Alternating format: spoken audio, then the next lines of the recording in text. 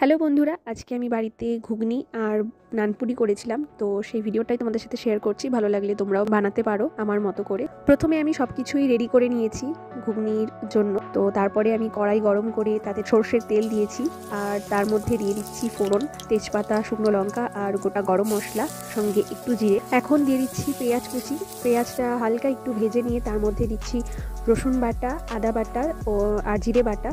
এগুলো দিয়ে হালকা একটু মিশিয়ে নেড়ে চেড়ে নিচ্ছি। তারপর দিচ্ছি শুকনো লঙ্কা বাটা, তারপর লবণ, হলুদ।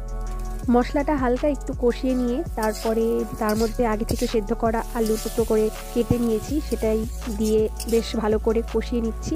তারপর দিয়ে দিচ্ছি হালকা একটু জল।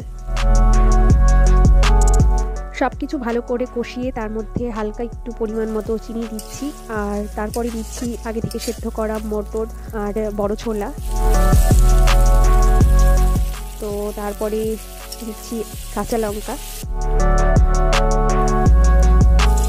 সব কিছু ভালো করে ভাজা হয়ে গেলে তার মধ্যে পরিমাণ মতো জল দিয়ে ঢেকে দিলাম। এরপর ঢাকা তুলে দেখে নেব যে কেমন সেদ্ধ হয়েছে। সেদ্ধ হয়ে গেলেই আমাদের ঘুগনি রেডি। এখন এর মধ্যে দিয়ে দিচ্ছি গরম মশলা।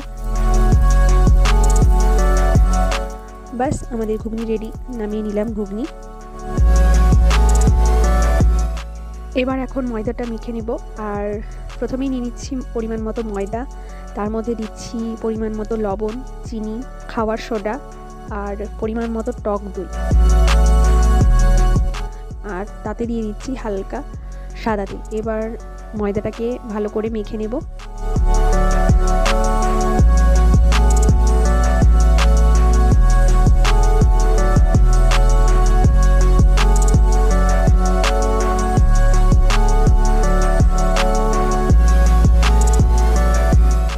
ময়দাটা মাখা হয়ে গেলে এখন ময়দার উপর দিয়ে সাদা তেল মাখিয়ে নেব আর 1 ঘন্টা ময়দাটাকে রেস্টে রেখে দেব। 1 ঘন্টা পর ময়দাটাকে বের করে নিয়ে আবার একটু হালকা হাতে মেখে নিলাম আর লেচি করে নিলাম।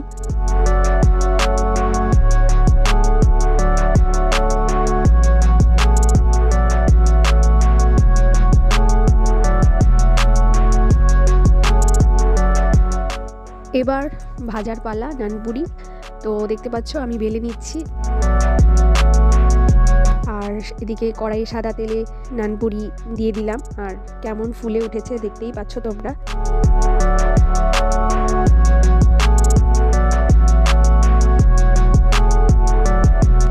বাস, এখন খাওয়ার পালা।